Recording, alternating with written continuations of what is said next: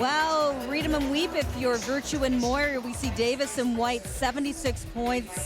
The Canadians, 71. And then the rest of the field, Pechelet and Borzan in that third spot, but not far behind Caitlin Weaver and Andrew Pogier. Now let's head backstage to Scott Russell. Scott? Thanks, Brenda. Here are Tessa Virtue and Scott Moir. Unfamiliar, kind of weird to see that.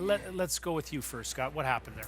Well, it's pretty intricate steps, so I caught up. I was a little bit early, I think, when I just reevaluated. I haven't watched a lot other than the 3 times that they showed it right while I was in the kiss and cry. But yeah, it was just a quick little click of the blades, and you know that happens. That's why you gotta be really careful. And before you knew it, I was looking at the lights, which wasn't where I wanted to be looking.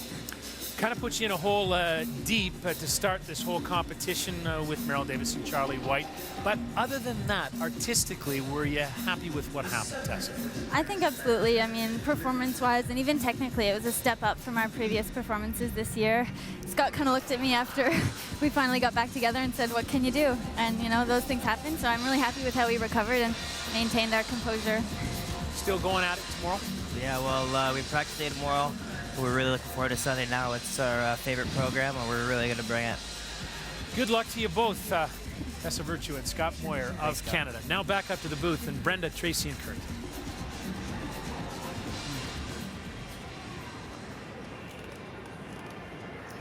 There's a look at Merrill Davis and Charlie White in the mix zone, talking to reporters after that brilliant short dance. And I guess the question that I have to ask you, Kurt and Tracy, is 5 points difference. How did that happen? Well, first of all, the fall.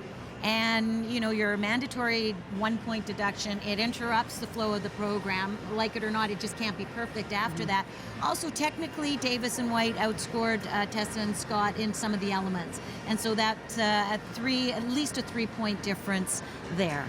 I think it's amazing if you want to take the fall and consider that the next element was like the triple axel in their short program with the difficult entrance into the twizzles. Amazing recovery, but what these guys, Merrill and Charlie, had today was the full package, full deal without the glitch, and tough to compete. And, you know, and I think you have to look at this, you know, for Tessa and Scott in terms of pull back and look at the perspective. And I just love their flair, the sense of drama, the character in their dancing. And, you know, okay, so 5 points, they lost it here. They still delivered a terrific performance, and to have 2 teams of this quality duking it out, and sometimes that's what happens. You take risks and you go down because of it. Let's look ahead to the free dance. Is it possible for Tessa Virtue and Scott Moir to make up that much ground, or no? Yeah. Well, you know what? Anything's possible. Is it possible for Virtue and Moir to fall in the short dance? So we just saw that happen. And so it's a sport, tremendous difficulty what they're doing. But Davis and White, no, they have a nice, comfy cushion because it is very difficult to make up 5 points in ice dance. But in dance, it is difficult to go for it when you know you have that cushion. In single skating, you still have to throw the jump. In dance, you can look settled, look retrieved, and maybe that will be their downfall. So it's how they play it in their heads. And nonetheless, you're going to see a terrific variety in the free dances, totally different styles of programs, not just with the top 2, but all 6 teams. Now let's hear from the Americans. They're with Scott Russell. Scott.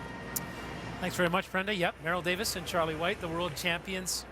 You guys were great. Let's talk about you first and how well that went. Thank you. We were very pleased with how it went. I think since Skate America and Cup of Russia, we've really gotten our feet under us with this program, and we're really happy with the way the energy has kind of progressed.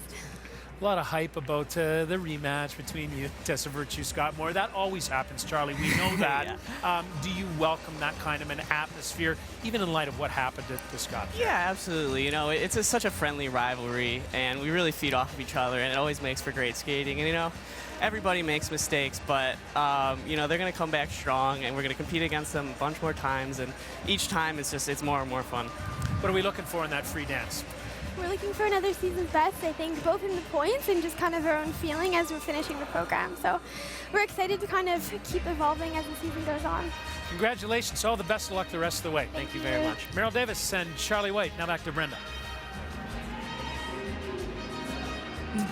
Well, we can't forget about the other Canadian team, a great Canadian team here, Caitlin Weaver and Andrew Poget. They look fantastic, and they are within striking distance of that bronze medal position. Yeah, I can't say enough about Caitlin and Andrew, about their work ethic, about how far this team has come, and it's not easy to redefine yourself technically and also to gain the competitive edge that this team has gained. Yeah, and like I mentioned when they were skating, I just love the way that Caitlin has improved her own skating skills, and I think that their acting skills individually between the two of them, all three, they come together, and really very proud of them. And Kurt, you were saying earlier that they had worked with one of your friends, an actor, to bring out especially Andrew's animated side. Yeah, Andrew can be too nice sometimes. You got to get some fire in him. He's very Canadian that way. Scott?